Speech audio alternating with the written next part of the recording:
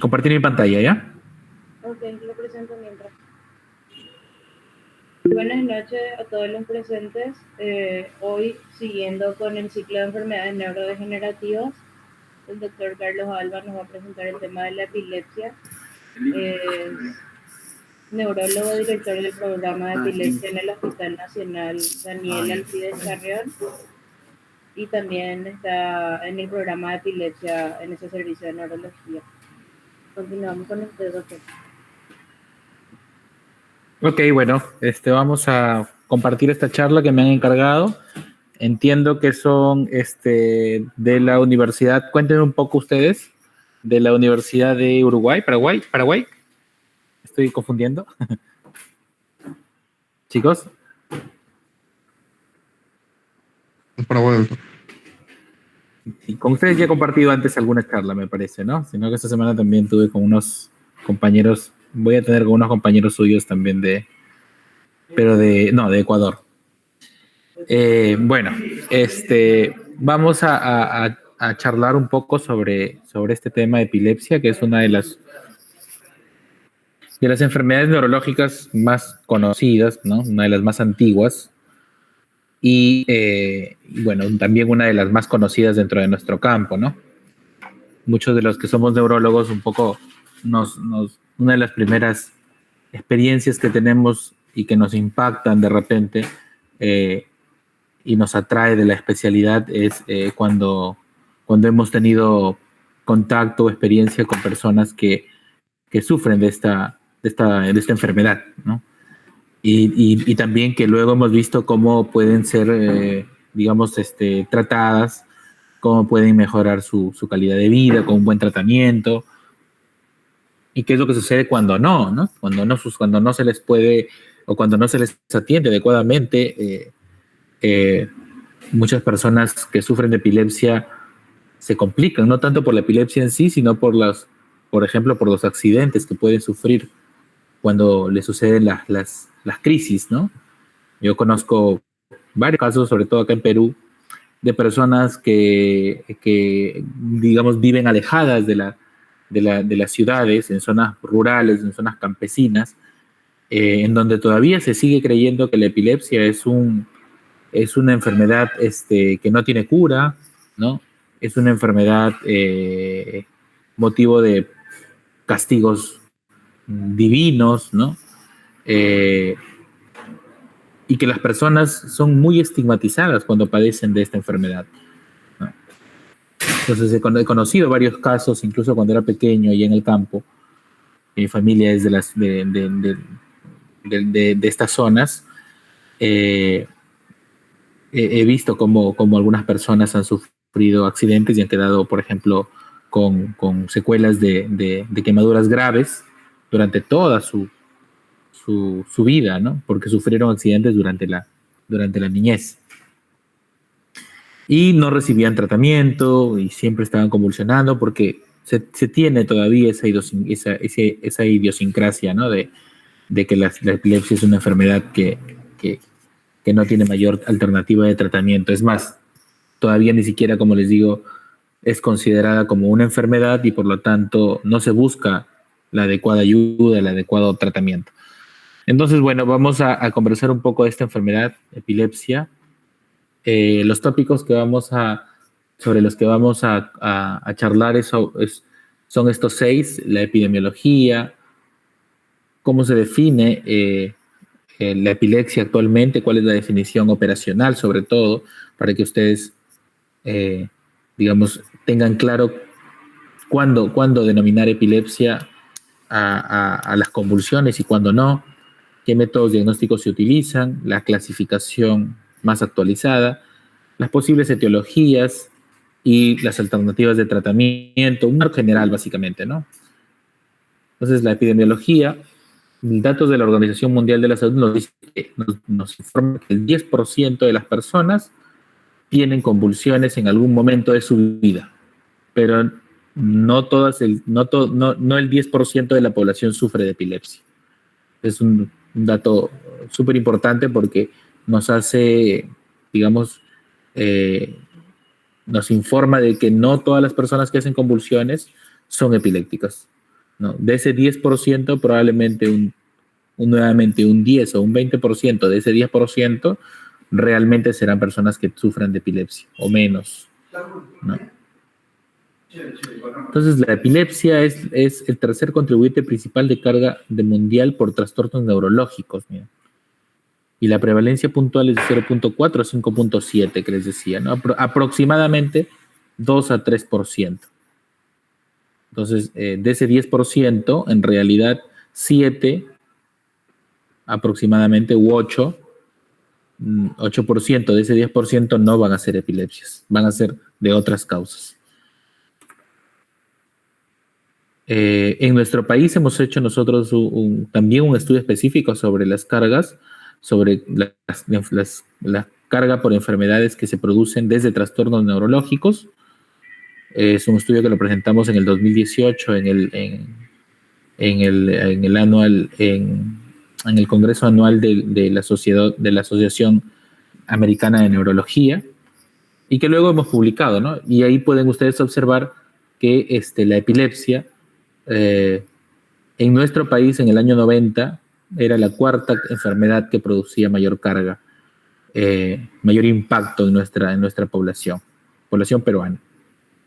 Hacia el 2015 ha bajado un poco, ¿no? Porque han subido otras enfermedades, sobre todo, miren, la demencia y el Alzheimer y otras enfermedades asociadas a las demencias, han subido de lugar, y eso también se ha dado por la transición demográfica y epidemiológica, ¿no? Tenemos más población adulta mayor, ¿no? Eso ha hecho que bajen algunas condiciones. Otra que ha generado que la epilepsia baje o se reduzca es el incremento de cefaleas por sobreuso de medicamentos, ¿no? O sea, una cefalea que se produce por mal utilizar la medicación. Sin embargo, también la misma epilepsia se ha reducido en nuestro país. Hay un 27% menos de carga por epilepsia. Eso se da como consecuencia de diagnósticos tempranos, ¿no? Y tratamientos oportunos. Definitivamente hay una mejora en el perfil epidemiológico del año 90 al 2015 en nuestro país. Sin embargo, también es importante resaltar que la epilepsia es una enfermedad que tiene impacto en la salud, no solamente porque produce convulsiones, sino porque puede generar muerte. La mortalidad en personas con epilepsia es hasta 2.5 veces superior a la población general. ¿Y cuáles son las causas que producen esta letalidad? La principal es las muertes súbitas asociadas a epilepsia, el SUDEP. ¿Cuál es la causa específica del SUDEP? ¿Por qué la epilepsia genera muerte directa? No está del todo bien conocido, pero sí se ha visto que las descargas epilépticas cerebrales generan arritmias, incluso hasta asistolias. Entonces parece que hay una relación bastante directa entre el corazón, entre el cerebro y el corazón en los pacientes con epilepsia, que conllevan al desarrollo de estas muertes súbitas, este SUDEP. Incluso ahora se habla hay una suerte de terminología que se está utilizando actual que se conoce como el corazón epiléptico, epileptic heart. Incluso hay un nuevo artículo que ha salido publicado recientemente y que más o menos explica cuáles son las relaciones que se producen entre un cerebro epiléptico, de una persona con epilepsia, y un corazón, ¿no? Y hay varias, como les digo, ¿no? Estas asistolias que produce, estos estados adrenérgicos que conllevan a vasoespasmos, a microinfartos, y que hacen que el corazón de una persona con epilepsia sea más susceptible y más, obviamente, tenga más riesgo de desarrollar paradas y muertes súbitas. Pero no solamente es el SUDEP, también una complicación de la epilepsia es el estado epiléptico o estatus epiléptico. Es otra complicación específica de la epilepsia que tiene una alta letalidad, 40, 50, 60%, dependiendo del estadio en el que se encuentre el estado epiléptico, ¿no? Si estamos en el estatus epiléptico inicial, en el estatus epiléptico ya, digamos, establecido, en el estatus epiléptico refractario, superrefractario, hiperrefractario, la mortalidad va subiendo. Y luego ya vienen las causas de muerte por secundarias a las crisis, que son los ahogamientos, los accidentes de tránsito, las caídas, las quemaduras, ¿no? Entonces son otras de las causas que generan letalidad, ¿no? Entonces tenemos causas directas y causas indirectas. Eso es súper importante saberlo. La definición entonces en epilepsia va a depender de qué estemos nosotros, qué terminología estemos utilizando, ¿no? Una cosa es convulsión, que también se le llama crisis. En inglés van a encontrar como seizures. Específicamente cuando son convulsivas se llaman crisis convulsivas o también crisis epilépticas, nuevamente seizures. La epilepsia ya no como una convulsión o como una crisis, sino como una enfermedad, epilepsia. El fenotipo epilepsia, o sea, las características clínicas cardinales de una epilepsia, que se refieren principalmente al tipo de crisis, que pueden ser las clásicas, seguramente ustedes se recordarán, generalizadas, ausencias, parciales, como antiguamente se llamaba. Los síndromes epilépticos, Dravet, por ejemplo, Lennox-Gastaut. Y luego otras, epilepsia refractaria, epilepsia resuelta, que son conceptos nuevos, ¿no? Epilepsia refractaria, que ya no responde al tratamiento, por más que tú le des tratamientos. Epilepsia resuelta, que al contrario, ¿no? Luego de una cantidad de tiempo, ya no vuelve a convulsionar la persona, ¿no? Luego de un tratamiento adecuado. Crisis epiléptica es la ocurrencia transitoria de signos y síntomas debidos a una actividad neuronal anormal, debido a una descarga epileptiforme en el cerebro. Pero es una ocurrencia.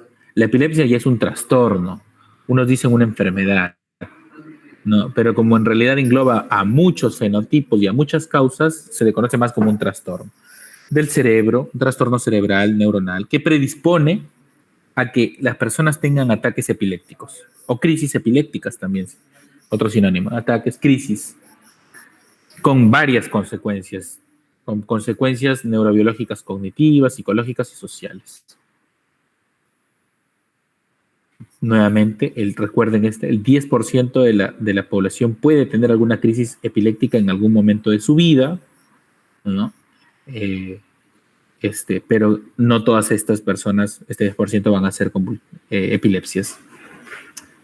Bueno, entonces vamos a tener crisis epilépticas y es importante diferenciarlas de los que imitan, se parecen a crisis epilépticas.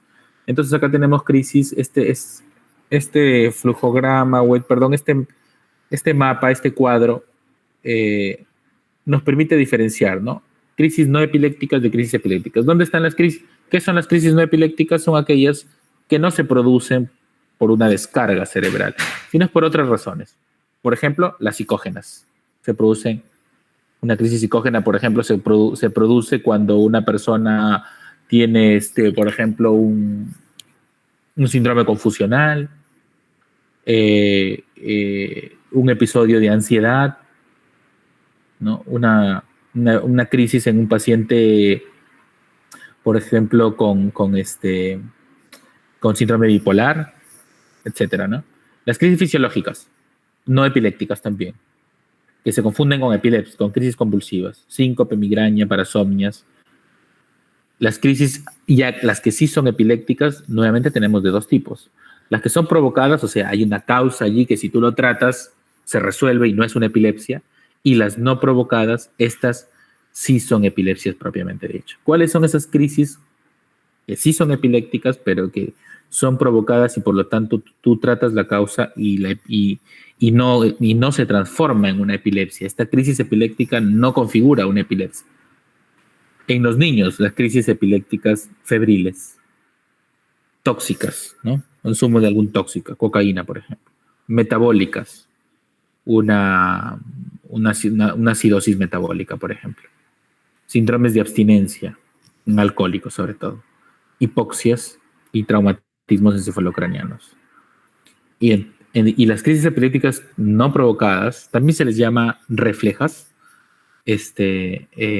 son las epilepsias propiamente dicho, ¿no? Estas sí son epilepsias. ¿Cuánto de las crisis convulsivas son no provocadas? Ya decíamos, ¿no? más o menos un 2-3%. ¿Cuánto de la población tiene en algún momento alguna crisis convulsiva, que puede ser no epiléptica o epiléptica? 10%. Bueno, entonces hay un poco una evolución a considerar a la epilepsia ya como una enfermedad y no solamente como un trastorno, ¿no? Y la enfermedad, ¿por qué? Porque además de ser un disturbio funcional, es duradera, ¿no? Es una enfermedad crónica y además agrupa más bien a un conjunto de trastornos. Por ello, configura más, ya la ILAE 2014 la considera más una enfermedad que un trastorno. Para aclarar un poco más, ¿cuándo decimos que una epilepsia es provocada o reactiva y por lo tanto no es una epilepsia? Una crisis epiléptica es provocada o reactiva y no es una epilepsia. ¿Y cuándo es no provocada o refleja y ya es una epilepsia? Básicamente es cuando la causa que lo produce es transitoria y cuando ya es una epilepsia es permanente prácticamente la causa. Eso configura una epilepsia. ¿Por qué si una causa es permanente configura una epilepsia? Porque la persona va a tener riesgo de volver a convulsionar 1, 2, 3, muchas veces. Se llama riesgo de recurrencia. Y eso hace que nosotros tengamos definiciones operativas, operacionales de epilepsia, ¿no? ¿Cuándo es una epilepsia? Cuando tienes una crisis, una sola crisis, no provocada o refleja, y tienes una segunda crisis. Pero entre la primera y la segunda hay una separación de tiempo de más de 24 horas. Eso hace que cuando tienes dos crisis, hace que tu riesgo de que recurran nuevas crisis sea más del 60%. Eso ya es epilepsia. Con una sola crisis no provocada o refleja, pero que tengas una lesión, que lo ves en una imagen, tomografía, resonancia, o tengas un electroencefalograma, que es, ya luego vamos a hablar de los exámenes auxiliares, que es uno de los exámenes auxiliares que ayuda a diagnosticar. Un electroencefalograma con un resultado, con un patrón epileptiforme. Y luego que tengas un síndrome epiléptico de los que son claramente diferenciados, síndrome de Lennox-Gastaut, West, Landau-Kleffner, entre otros.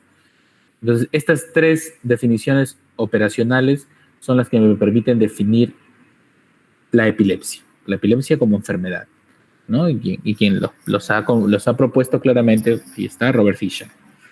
En el año 2014, ya en el año 2015, la ILAE la hace suya, estas definiciones operacionales. Y la del 2014. ¿No? Presentaré algunos casos. Caso 1, mujer de 25 años tiene 2 ataques no provocados con 1 año de diferencia. ¿Será una epilepsia? ¿Sí o no? ¿Qué me dicen? A ver, respuestas. Miraré por acá.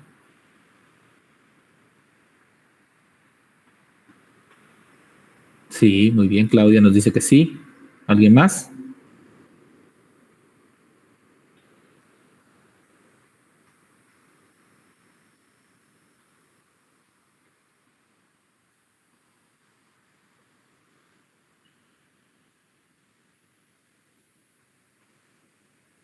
Muy bien, Claudia nos dice que sí. Efectivamente, es una epilepsia porque tú tienes 2 ataques o crisis convulsivas no provocadas.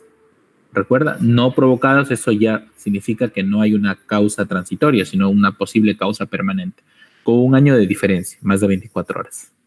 Entonces, sí, cumple con el primer criterio. Segunda crisis, más de 24 horas. Un hombre de 65 años con accidente cerebrovascular de esta arteria cerebral media hace 6 semanas con una convulsión no provocada. ¿Es una epilepsia, sí o no? Una sola convulsión. ¿Eh? ¿Alguien? ¿Respuestas? No nos dice un compañero. Entonces, a ver. Una sola crisis, definición. A ver. ¿Cuándo una sola crisis? ¿Segunda crisis? No. Pero en la segunda definición nos dice hay un riesgo de recurrencia de más del 60% cuando tú tienes una lesión. Y acá hay una lesión. ¿De dónde? De la arteria cerebral media izquierda. Producido hace 6 semanas, o sea, producido, perdón, por un accidente cerebrovascular. Entonces, parece que no, pero sí. Con una sola crisis más una lesión, sí es una epilepsia. Niño de 6 años que ha tenido dos crisis con 3 días de diferencia mientras jugaba videojuegos. No ha habido otras convulsiones. El EEG muestra una respuesta fotoparoxística anormal. ¿Es una convulsión no provocada o es una epilepsia? ¿Qué me dicen? Participantes. Sí, a Claudia, de la anterior pregunta, sí, ya tiene una lesión, efectivamente. Claudia dice. Sí. ¿Qué me dices del último caso, del niño? Es una,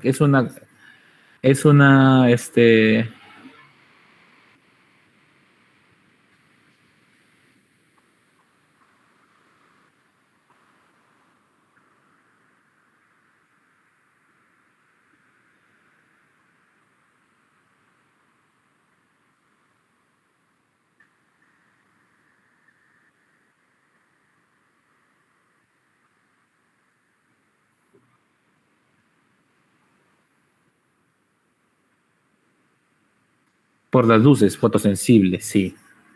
Puede ser por el videojuego, sí. Bueno, eso es lo que...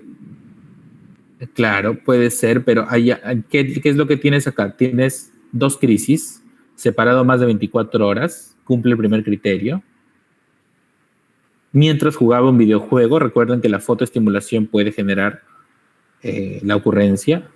No ha habido otras convulsiones, ya está bien, pero el EEG, la segunda definición, una lesión en imagen o un EEG anormal, ahí está, fotoparoxística anormal, entonces también es una epilepsia. Cuarto caso, un hombre de 22 años tuvo crisis con espasmos faciales al dormir a los 9, 10 y 14 años. No ha tenido ninguna desde entonces. El EEG a la edad de 9 años mostró espinas centrotemporales. Los medicamentos se suspendieron a los 16 años. ¿Es una epilepsia? ¿Fue una epilepsia? ¿Sigue siéndolo actualmente? ¿Qué me dicen?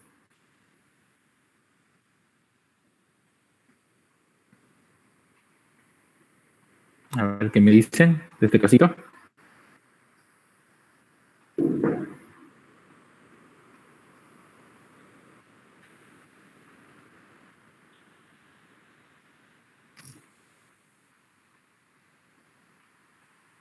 No hay comentarios. Epilepsia, sí.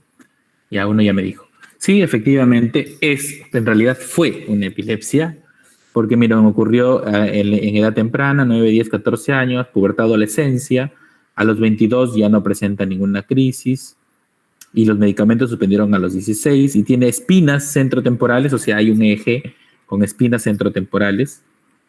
Es una epilepsia centrotemporal, una epilepsia se conoce como juvenil benigna, ¿no? Y sí, pues acaba más o menos en la adolescencia y luego ya se remite, digamos, por eso es que lleva el calificativo de benigno. El último casito, un hombre de 40 años tuvo una única crisis focal caracterizada por espasmos de mano izquierda que progresó a crisis tónico-clónicas generalizadas. La resonancia muestra una probable displasia del lóbulo frontal derecho y el eje muestra espigas interictales frontotemporales derecho. ¿Es una epilepsia, sí o no? Esto está fácil, ¿no? Sí, de hecho. Tiene todo, ¿no? Tiene una sola crisis focal. Las focales son mucho más, tienen una clínica mucho más amplia, más grande, ¿no? Más rica de la mano izquierda, que progresa a tónico-clónicos, es una focal que generaliza, y tienes imagen MRI con probable displasia, y tienes EEG con espigas. Tienes todo para diagnosticar la epilepsia. Bueno, entonces ahí un poco los exámenes auxiliares agrupan a diferentes técnicas, empezando con la clínica, pero también el EEG, y lo clásico es mirar espigas y ondas, y lo recomendado es que se hagan en las primeras 24 48 horas de la crisis, o sea, rápido nada más, para que no, digamos, se apaguen, digamos, ¿no? Y nos salga un EEG normal como un falso negativo, ¿no? Neuroimagen, resonancia, mucho más adecuado que la tomografía, pero puede servir la tomografía. Laboratorio y genética como exámenes complementarios, ¿no? Pero, digamos, los principales EEG y neuroimagen, junto con la evaluación clínica. Ahí está, por ejemplo, una epilepsia focal. Ustedes pueden ver allí en estos, en estas secuencias, en FFP1, F7, F7, T3, T3, T5, podemos ver que hay allí una descarga, una espiga honda, que se agrupa en esta zona, ¿no? Los números impares nos indican que es del lado izquierdo. ¿Y en qué zonas? En las regiones frontotemporales, ¿no? Frontotemporales.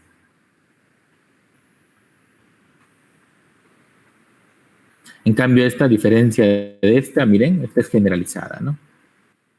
También espigas ondas, espiga onda, espiga onda. Es la clásica manifestación de una compulsión. La neuroimagen, la tomografía, cuando la lesión es grande, se puede visualizar. Esa es una secuela de una enfermedad cerebrovascular, ¿no? Lesión corticosteroidal del lóbulo parietal izquierdo. Y una resonancia que te muestra, pues, lesiones mucho más específicas, miren acá, mucho más detalladas, mucho más finas, que no se verían en la tomografía. Displasias corticales, miren, en el lado B, en la imagen B. Y otra es displasias del lóbulo temporal, en la resonancia de la esclerosis del hipocampo y displasias corticofocales, ¿no? Displasias corticofocales, y esta es una esclerosis, ¿no? Se nota claramente la diferencia entre el hipocampo del lado derecho con el lado izquierdo, ¿no? El del lado derecho está, pues, más atrofiado, digamos, ¿no? Y hay una mayor realce, ¿no? De hiperseñal, ¿no? En cambio, en el lado izquierdo, pues ustedes ven un hipocampo más grande, ¿no? Sin tanto realce, con más diferenciación entre la sustancia blanca y la sustancia gris. En cambio, en el otro no. Esas son características que se observan. Las clasificaciones son, digamos, complejas, pero las que es más rápido de conocer y memorizar son de acuerdo al inicio, ¿no? El inicio es focal, o sea, en un solo lado, un movimiento de brazo, de un lado, de pierna, o de inicio generalizado, o de inicio desconocido, ¿no? Y puede ser el generalizado, puede ser motor y no motor. El no motor es ausencia. Y el de inicio focal puede ser con la persona consciente o que genera un impacto sobre la conciencia. Nuevamente, motor y no motor, y hay la forma focal que bilateraliza, o sea, que se vuelve tónico-clónica.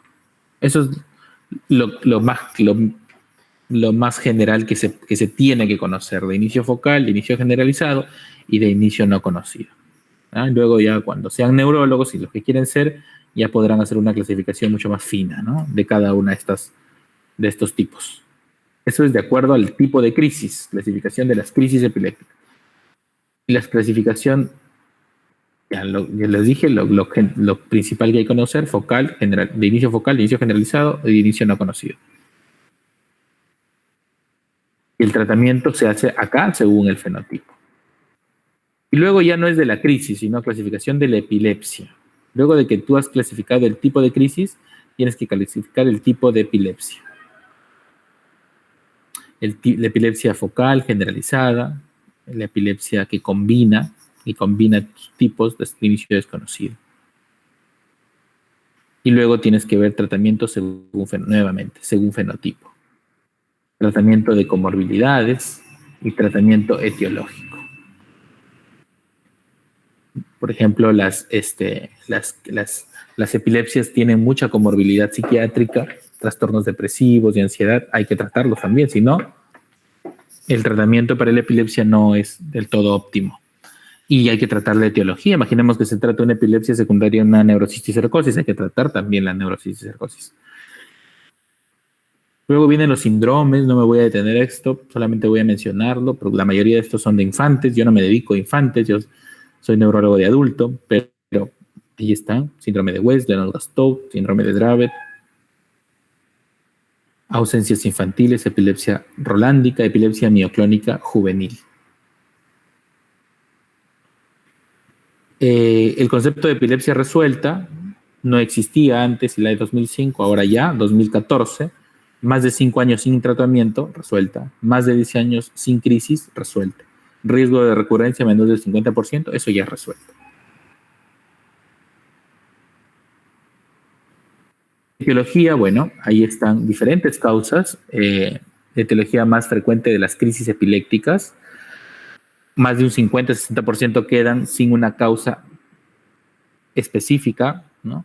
Pero luego vienen otras que sí, ¿no? Enfermedad cerebrovascular, alcoholismo, tumores, traumatismos, infecciones. Luego hay unas causas genéticas que no vamos a ahondar, más raras. Muchas de estas criptogénicas podrían ser estudiadas desde una óptica genética y seguramente se van a encontrar alteraciones. Y luego por grupos etarios, ¿no? En los grupos jóvenes, fundamentalmente los traumatismos a la cabeza, también tumores, etilismo, drogas. 40-60, tumores, también consumo de alcohol, trauma, enfermedad cerebrovascular. Mayores de 60, nuevamente ranqueadas enfermedad cerebrovascular, tumores, enfermedad de Alzheimer también, por ejemplo. Fármacos que producen crisis también, medicamentos, estos caerían dentro de las causas de provocadas, ¿no? Antidepresivos, antipsicóticos, psicoestimulantes, anestésicos, miren, la ketamina utilizada, antiarrítmicos, la lidocaína, por ejemplo, opiáceos, antimicrobianos, las penicilinas, el ciprofloxacino, medicamentos que todavía se utilizan, ¿eh? Antineoplásicos, inmunosupresores, corticoides a dosis altas también, contrastes. Y luego viene el enfoque de tratamiento, siempre agradeciendo un poco algunas de las diapositivas son compartidas con uno de nuestros maestros, el doctor de la Cruz, de Perú también. El retraso en el tratamiento reduce la probabilidad de libertad de crisis, o sea, si tengo un paciente con epilepsia, le retraso el tratamiento para que, no sé, tenga más oportunidad de mejora, ver si es que ya no hace nuevas crisis. Una vez que ya diagnostiqué epilepsia, la respuesta es no. ¿Ah? No hay epilepsia. Esta diapositiva es muy interesante, ¿no? Nos muestra las diferentes generaciones que han ido apareciendo de los diferentes medicamentos, mira. Desde el que todavía se utiliza, el más antiguo, fenobarbital, la fenitoína, se utiliza todavía, ¿no? Acetazolamida también, ¿no? Lo utilizamos para otros propósitos incluso, ¿no? Hidrocefalias normotensivas, por ejemplo.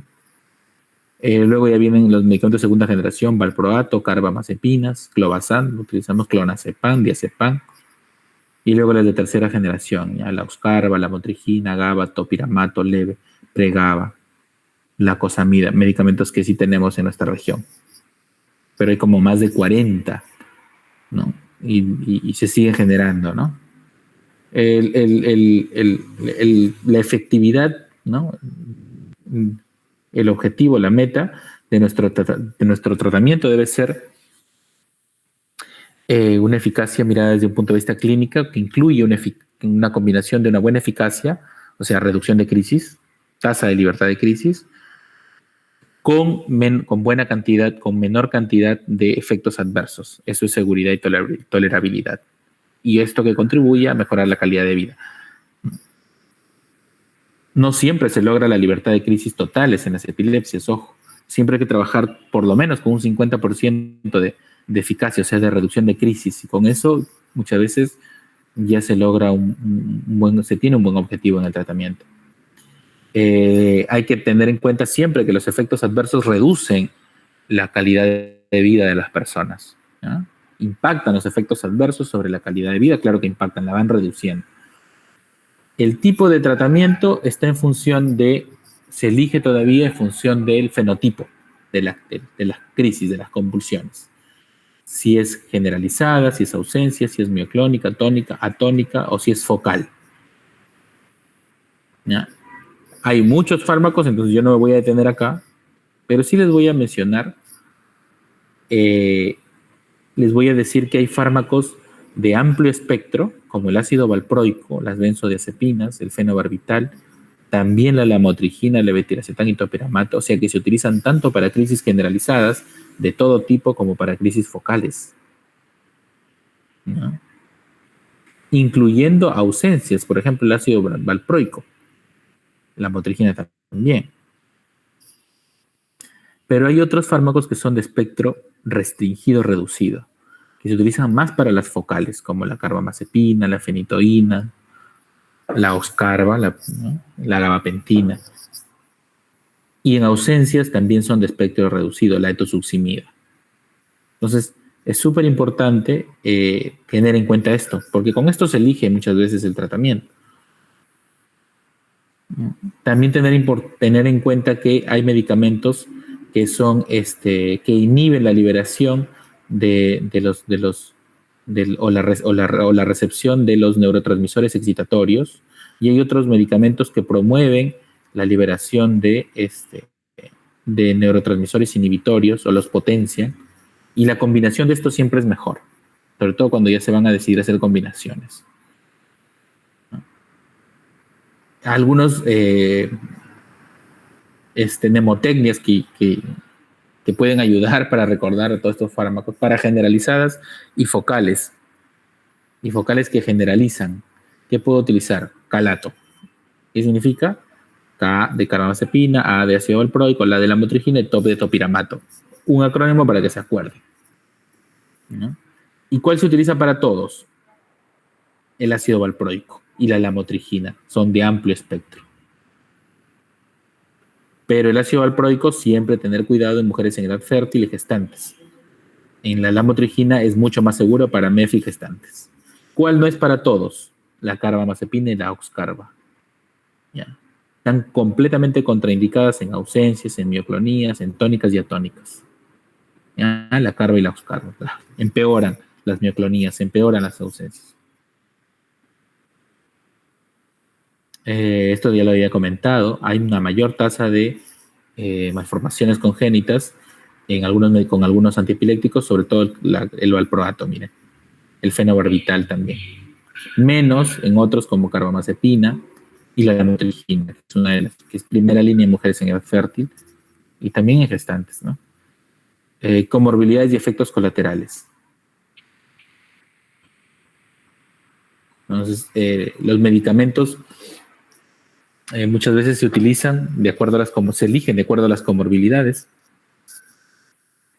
o pueden generar efectos colaterales con algunos otros trastornos, miren, la migraña, la depresión, ansiedad, desorden bipolar, pérdida de peso, dolor neuropático.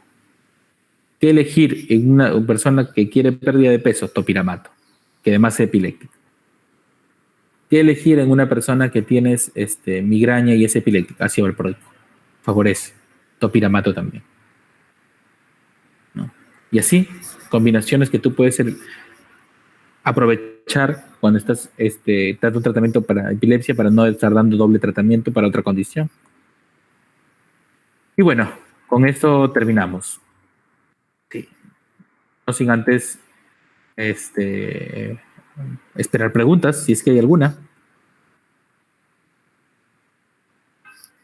Para la crisis de ausencia, ¿cuál sería? Etosuximida, etosuximida, una de las primeras. También ácido valproico, lamotrigina como opciones alternativas, pero la específica, etosuximida.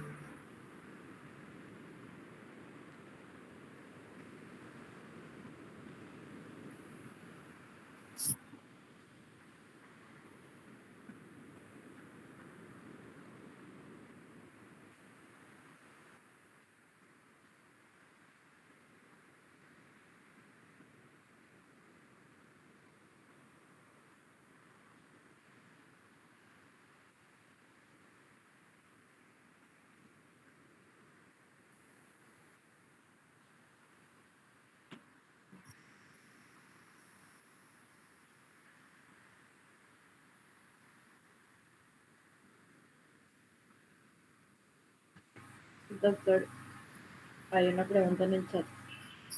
Sí, te estoy leyendo. Yo tomaba ácido valproico, nunca mis crisis me cambiaron a carbamazepina y eso no tengo crisis. Sí, bueno, de todas maneras, los tratamientos tienen un perfil y una decisión en función de la evaluación siempre, ¿no? y de la correcta tipificación del tipo de crisis.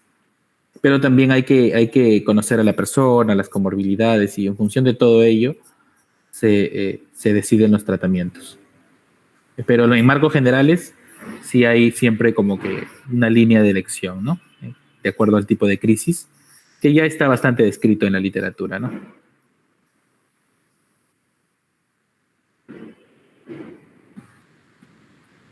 Genial.